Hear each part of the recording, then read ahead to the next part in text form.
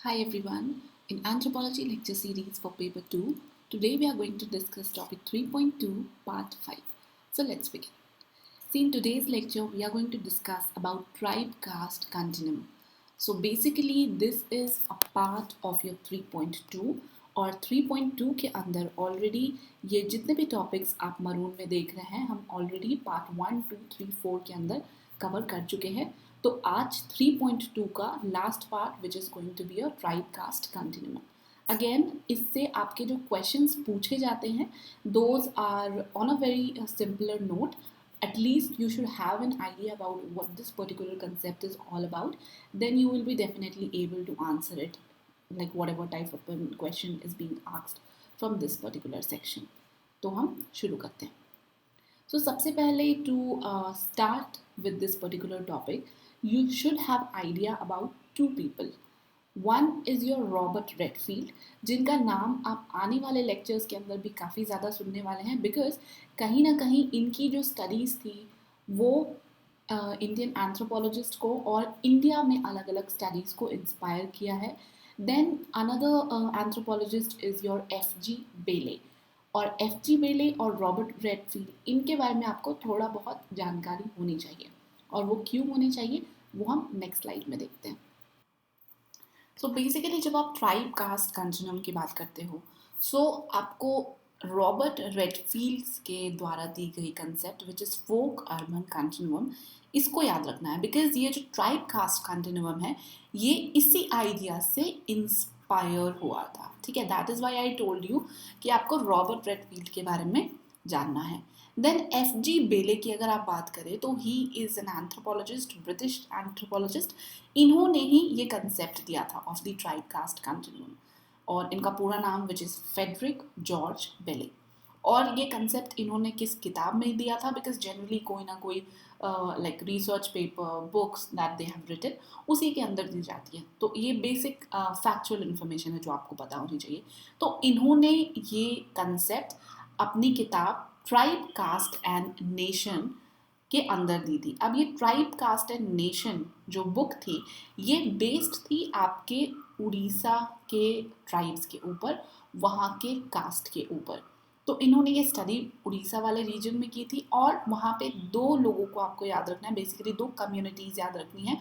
One is your Kondh communities जो कि एक ट्राइबल कम्युनिटी है और दूसरे आपके Oriya people which is like हम यहाँ पे Oriya as a generic term बात कर रहे हैं यानी कि अलग अलग कास्ट ग्रुप जो आपके उड़ीसा रीजन में एग्जिस्ट करता है. तो ये फैक्चुअल इन्फॉर्मेशन आपको याद रखनी है. नाउ टॉकिंग अबाउट कि ये जो कंसेप्ट था आखिर ये कंसेप्ट था क्या, like how and Y he has given that particular thing. तो जब आप बात करते हो ट्राइब्स की और जब आप बात करते हो कास्ट की तो there are certain features that is associated with them और इन्हीं बेसिस के ऊपर इन्होंने ये पूरा का पूरा कंसेप्ट दिया था.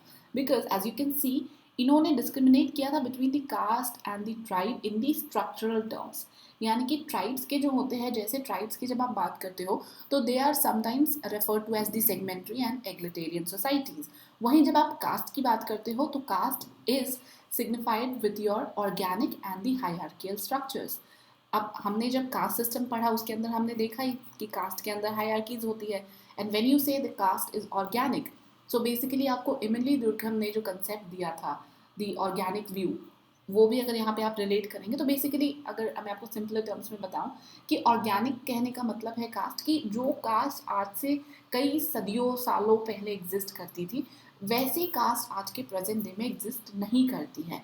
बहुत स्ट्रिंजेंट रूल हुआ करते थे, बहुत सारी अलग चीज़ें होती थी that you can not see like nowadays is being practised. So that's how you can say like it's organic form, वो इवॉल्व हो रहा है.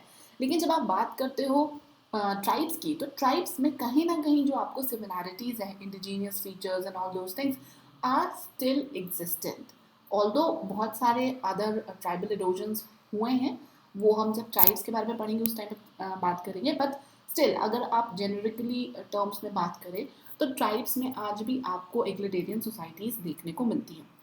सो बेसिकली इनका ये मानना था कि जो ये कौंद और उड़िया जिनको इन्होंने स्टडी किया तो इन्होंने पाया कि दो आपकी जो कौंस की सोसाइटी है वहाँ पे सेगमेंट्री है एंड जो उड़िया है वो ऑर्गेनिक है. But there exist some similarities in between these two. अब वो सिमिलैरिटीज क्या क्या थी, like kinship values, religion beliefs, ये कहीं ना कहीं इनके आपस में मैच करते थे। तो अगर आप मान लीजिए आप इस स्केल पे ऐसे देखने की कोशिश कीजिए, here is a tribe, here is a caste. अब जब ट्राइब कुछ कुछ कास्ट के फीचर्स अपनाना शुरू कर देता है, it will start moving towards the right. वहीं जब आपका कास्ट कुछ कुछ फीचर्स ट्राइब्स के लेने चलेगा तो it will move towards the left. और ये जो पूरा का पूरा ट्रांजिशन हो रहा है, बेसिकली इसी को हम ट्राइब कास्ट कंटिन्यूम के तौर पे पढ़ेंगे। डोंट वरी, हम आगे और डिटेल में भी बात करेंगे। तो इन्होंने ये बताया, एफ जी बेले ने, कि जो आपके उड़िया और कौन है, इनके जो रिलीजियस वैल्यूज़ थे और किनशिप वैल्यूज़ थे, ये काफ़ी मैच करते थे। अब आपने अगर उड़िया सोसाइटी के बारे में आपको पता हो, जैसे ट्राइबल्स में आपको एनिमास्टिक और मैजिकल प्रैक्टिसेस होती हैं, वहीं आपको उड़िया की भी सर्टन सोसाइटीज़ के अंदर black magic, animatism, nature worship, ये सारे फीचर्स देखने को मिलते हैं। And that is how he was kind of an correlating these two thing. अब कुछ अलग अलग लोग हैं जिन्होंने इस ट्राइब कास्ट कंटिन्यूम को समझने के लिए और भी अपने जो व्यू पॉइंट्स थे वो दिए। लाइक फॉर एग्जांपल अगर आप देखेंगे जे जे हुटोन, तो जे जे हुटोन ने एक बहुत सिंपलर सी चीज़ कही थी, although that was not valid, let's see like what he said. तो इन्होंने ये बोला कि जो भी हिंदुइज्म की रिलीजन प्रैक्टिसेस होती हैं, बिलीव्स होते हैं, जो भी पर्टिकुलर कम्युनिटी उसको फॉलो करती है, we refer to them as caste. और वहीं जो भी एनिमास्टिक प्रैक्टिसेस फॉलो करती है, हम उसको ट्राइब्स कहते हैं। ठीक है। और इन्होंने बाकी जो सारे फैक्टर्स थे, चाहे वो उनके kinship, social, economical, political features, because आपने पेपर 1 के अंदर पढ़ा है ट्राइब्स के पॉलिटिकल फीचर्स अलग होते हैं काफ़ी, इकोनॉमिकल फीचर्स भी काफ़ी अलग होते हैं, वहीं सोशली भी उनकी प्रैक्टिसेस अलग होती है, चाहे वो मैरिज को लेके हो, लाइक डेफिनेशन ऑफ फैमिली को लेके हो, and like so and so fourth. तो ये सारी चीज़ों को इन्होंने कंसीडर नहीं किया था। ठीक है। एंड तो ये इतनी सिंपल डेफिनेशन तो है नहीं कि आप केवल रिलीजन बेसिस के ऊपर डिवाइड कर सकते हो which is a caste and which is a tribe. वहीं आपकी जो ट्राइबल्स की अगर आप बात करें, सिंस इंडिपेंडेंस या इवन उसके पहले से भी बहुत सारे क्रिश्चियन मिशनरीज आए जिन्होंने कन्वर्जन धीरे धीरे ट्राइब्स का शुरू कर दिया था टुवर्ड्स सर्टेन रिलीजन। और जब हम हिंदू रिलीजन की बात करते हैं तो मोस्टली आपकी जो 70% ट्राइब्स है, इनको इनके अंदर और इनकी प्रैक्टिसेस में आपको ये हिंदुइज्म के बिलीव्स और प्रैक्टिसेस देखने को मिलेंगे कहीं ना कहीं। And these society very in their proximity to any of these poles, and hence comes the concept of tribe caste continuum. That means कि ये जो ट्राइबल्स के बिलीव्स है, जो हिंदुइज्म बिलीव्स फॉलो करने शुरू हो गए, और साथ ही साथ जो उनका सोशल स्ट्रक्चर था वो काफ़ी अलग था। यानी कि रिलीजन प्रैक्टिसेस तो वो फॉलो कर रहे थे, लेकिन सोशली वो उतने ज़्यादा घुले मिले नहीं थे with the caste. So that is why this concept of tribe caste continuum came into picture, ताकि आप उनको दो सेपरेट पोल्स में रखने के बजाय कहीं इधर इधर रख पाए। तो बेसिकली आइडिया ये था। और दूसरी चीज़ ये है कि रेडफील्ड ब्राउन ने एक और कंसेप्ट दिया था which is known as the little and great tradition. Remember, मैंने आपको शुरू में ही बोला, रेडफील्ड ब्राउन ने बहुत सारे कंसेप्ट्स दिए that ultimately inspired the studies in the Indian anthropology. तो आगे एक एक करके हम उनको पढ़ते जाएंगे। जब आप लिटिल एंड ग्रेट ट्रेडिशंस की बात करते हैं तो ये भी एक पर्टिकुलर टॉपिक है अपने आप में, जो कि हम देखेंगे। बट अभी के लिए आप बस इतना जान लीजिए कि जब आप लिटिल ट्रेडिशन की बात करते हैं तो लिटिल ट्रेडिशन के अंदर आप ट्राइबल और उनके प्रैक्टिसेस को रखें, और ग्रेट ट्रेडिशन की जब आप बात करते हैं तो वहाँ पे कास्ट और उनके प्रैक्टिसेस को रखें। तो ये कुछ इस तरीके का फ्लो चार्ट निकल के आएगा। दैट मीन्स कि जो आपके ग्रेट ट्रेडिशन है, जिसके अंदर अगर आप मान लीजिए यहाँ पे कास्ट और उनकी प्रैक्टिसेस को रख दे, तो ये आपके जो लिटिल ट्रेडिशन है इस तक कैसे जाएगा, यानी कि यहाँ वाले लोग विथ पैरोकोलाइजेशन, विथ डिसंस्क्रिटाइजेशन, धीरे धीरे लिटिल ट्रेडिशन यानी कि ट्राइब्स में कन्वर्ट होते जा रहे हैं, और जो ट्राइब्स वाले हैं विथ संस्कृताइजेशन आपके कहीं ना कहीं कास्ट में कन्वर्ट होते जा रहे हैं, और इसी को ट्राइब कास्ट कंटिन्यूम कहते हैं। रिमेंबर, हमने जो शुरू में यहाँ पे इस वाले चीज़ की बात की है, ये भी आपकी लिटिल एंड ग्रेट ट्रेडिशन की हेल्प से वही बता रहा है। ठीक है, ये सैक्रेड कॉम्प्लेक्स वाला है, ये सैक्रेड कॉम्प्लेक्स का नहीं है, ये आप यहाँ पे कास्ट लिख लीजिएगा। तो this is how the concept of little and great tradition relates to your tribe and caste continuum. आप इस फ्लो चार्ट को यूज कर सकते हैं in talking about the concept itself. ठीक है। एन के बोस ने बताया कि कैसे जो ट्राइबल फीचर्स है वो आपके कास्ट में देखने को मिलेंगे। And then Martin Orans in his studies of Santhal, इन्होंने कैसे बताया कि जो आपके हिंदुइज्म की प्रैक्टिसेस है वो सांथाल में आपको इतनी देखने को मिलेगी कि वो उनकी अपनी रिलीजन प्रैक्टिसेस कहीं ना कहीं आपको पूरी तरह से खोती हुई दिखती है, मतलब they are more of a caste not a tribe. तो ये सारी स्टडीज आप कहीं ना कहीं कोट कर सकते हो। Now look at this flow chart, this is talking about a one way flow. तो वन वे फ्लो कहने का मतलब है कि यहाँ से एक ट्राइब ने शुरू करा and then ultimately it landed up here. कैसे? आप जब ट्राइब्स की बात करते हो तो suppose like this is a tribe, और ये ट्राइब के आपके फीचर्स है जो कि आइसोलेशन में रहना, प्रिमिटिव, एग्लिटेरियन, सिंपल सोसाइटीज होती हैं। जैसे जैसे ये कास्ट की तरफ मूव करना शुरू करेंगे then they will be more of a tribe but less of a caste, but since they have started moving इसलिए हमने लेस ऑफ कास्ट कहा है। तो इस टाइम पे क्या होगा कि अभी कास्ट की तरफ उतना इंक्लिनेशन नहीं आया है, अभी भी ट्राइबल्स की तरफ ही है, लेकिन they have started adopting certain features from the caste. इसका एग्जाम्पल है गोंड्स ऑफ रांची। देन जैसे वो और ज़्यादा मूव करना शुरू करेंगे तो अब ये लेस ट्राइब्स रह जाएंगे और ज़्यादा कास्ट की तरफ इंक्लाइंड हो जाएंगे। और इसके अंदर आप गोंड्स ऑफ सिंहभूम का एग्जाम्पल ले सकते हैं, जो कि ज़्यादातर कास्ट में एब्जॉर्ब हो चुके हैं, जो उनके अपने सर्टन कैरेक्टरिस्टिक्स है वो उनको भूल के कास्ट वाले जो फीचर्स हैं उनको अडॉप्ट कर चुके हैं, मे it be the religion, may it the other economical और सोशल प्रैक्टिसेस। देन इवेंचुअली जैसे जैसे ये ट्राइब और मूव करेगा कास्ट की तरफ, at a point of time it will be completely absorb into the caste. तो ये एक ट्राइब कास्ट कंटिन्यूम के फ्लो को बता रहा है, ठीक है। देन एफ डी बेले का जो कहना है यहाँ पे कि कई बार ऐसा होता है कि ये मॉडल उतना प्रैक्टिकल नहीं होता है, बिकॉज ज़रूरी नहीं है कि कोई ट्राइब पूरी तरह से ही आके आपके कास्ट में मिल जाए। हो सकता है ये यहीं पे रुक जाए, हो सकता है थोड़ा सा फीचर्स अडॉप्ट करे बट यहीं पे रुक जाए, अल्टीमेटली यहाँ तक जाए। This is not really true, but since आज के डेट में आपको बहुत सारे चेंजेस देखने को मिलेंगे, चाहे वो ट्राइब्स के केस में हो चाहे इवन कास्ट के केस में हो। अभी तो हम वन वे फ्लो की बात कर रहे थे, लेकिन ये भी हो सकता है कि कास्ट भी ट्राइब की तरफ मूव करने की कोशिश करे। इसके अपने रीजंस हो सकते हैं, मे बी जो बेनिफिट्स मिल रहे हों ट्राइब्स के ऊपर उनको लेने के लिए आपकी जो कास्ट है वो उसकी तरफ मूव कर रहे हैं। ये भी एक कंसेप्ट है, आने वाले लेक्चर्स के अंदर हम कहीं ना कहीं इसको कवर कर लेंगे।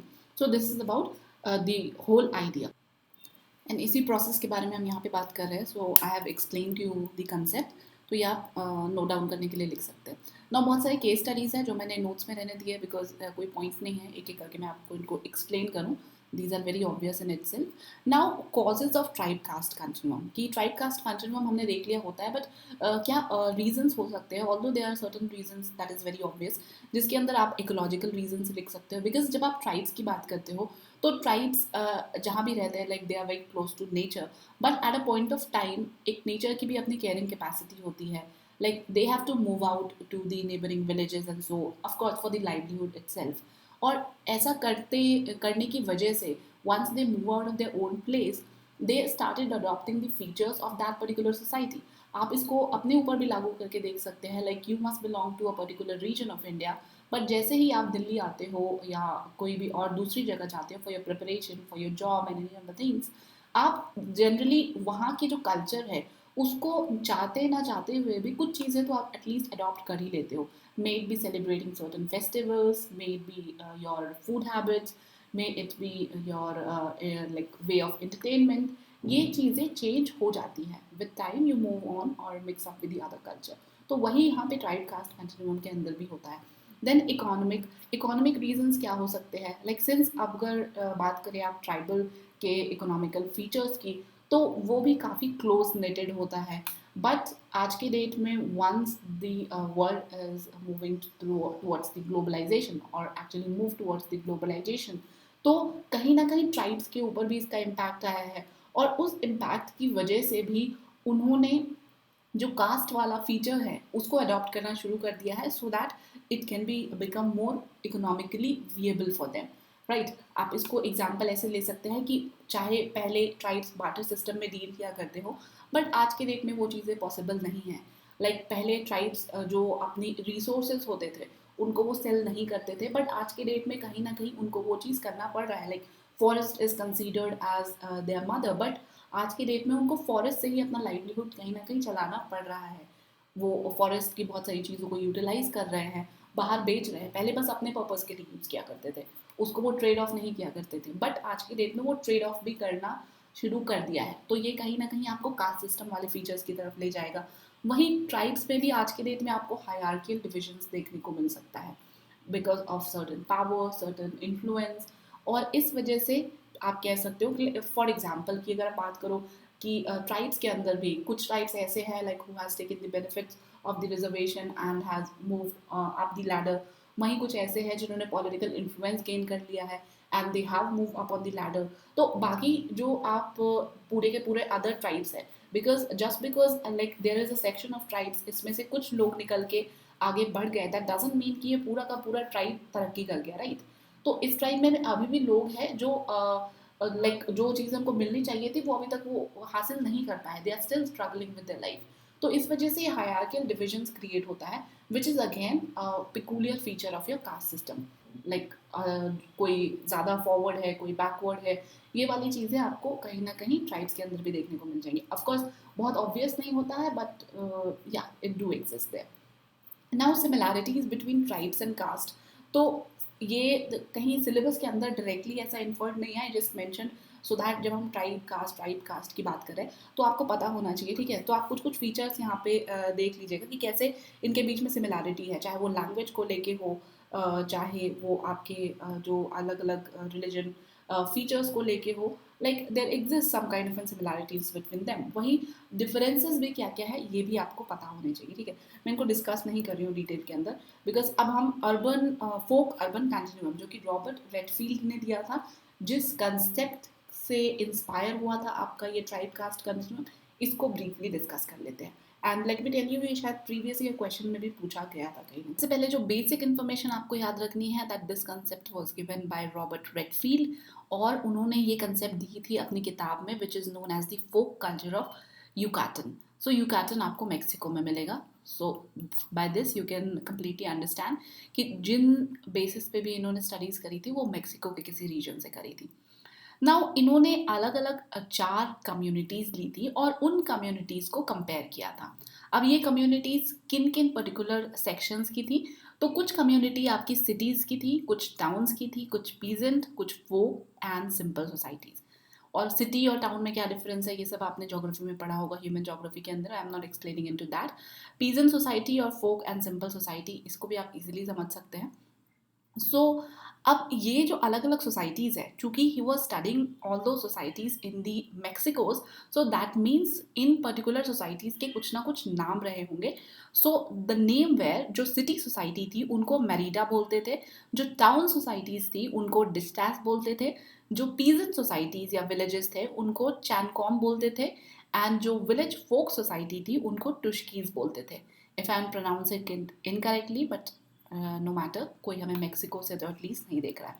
सो अगर आप बात करें मेरिडा सिटी, डिस्टास आपकी टाउन सोसाइटीज़, चैनकॉम्स आपकी पीजेंट विलेज, और टुस्कीज आपके फोक societies.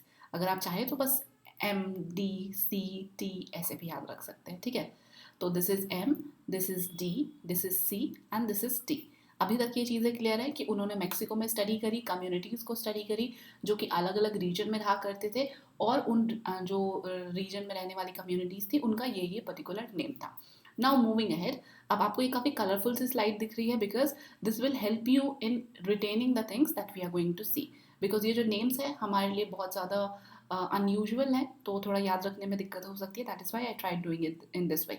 So basically this is a process we need to understand कि how he has done it, how he has compared the things. उनके अंदर हमको ये नहीं जानना कि सिटी सोसाइटी या फोक सोसाइटी के क्या क्या कैरेक्टरिस्टिक्स रहे थे जो उन्होंने कंपेयर किए थे। ऑफकोर्स जो बेयर मिनिमम रिक्वायरमेंट होगा हम उतना समझेंगे, but we basically need to understand the process like how the comparison is being done. तो सबसे पहले इन्होंने क्या किया कि जो आपकी फोक सोसाइटी और सिटी सोसाइटी थी इनको दो एक्सट्रीम एंड्स पे रखा। फोक सोसाइटीज़ कौन सी आपकी, Tusik which is a folk society, and जो मेरिडा थी वो सिटी सोसाइटी थी। तो इन्होंने इन दोनों को दो एक्सट्रीम एंड्स पे रखा। That is the first thing he has done. Then let's decode each of this sentence one by one. तो सबसे पहले इन्होंने क्या बताया कि जो आपकी फोक सोसाइटी थी और जो सिटी सोसाइटी थी वो आपस में डिफरेंट है एक दूसरे से, that is why he has put them at 2 different ends. लेकिन जो आपकी चैनकॉम है which is a peasant society और peasant village, were similar to that of Tusik's and Dzitas, यानी कि ये तीनों कि कैरेक्टरिस्टिक्स आपस में कहीं ना कहीं सिमिलर थे, लेकिन ये बिल्कुल अलग अलग था from this. This is the first thing that he said. Then he further compared, और इन्होंने बोला कि जो चैनकॉम है which is a peasant village, ये टुश्की से ज़्यादा सिमिलर था देन कंपेयर टू डिजटैस. यानी कि ये दोनों ज़्यादा सिमिलर है आपस में, ये भी सिमिलर है इनसे लेकिन थोड़ा कम है. तो you should understand the transition.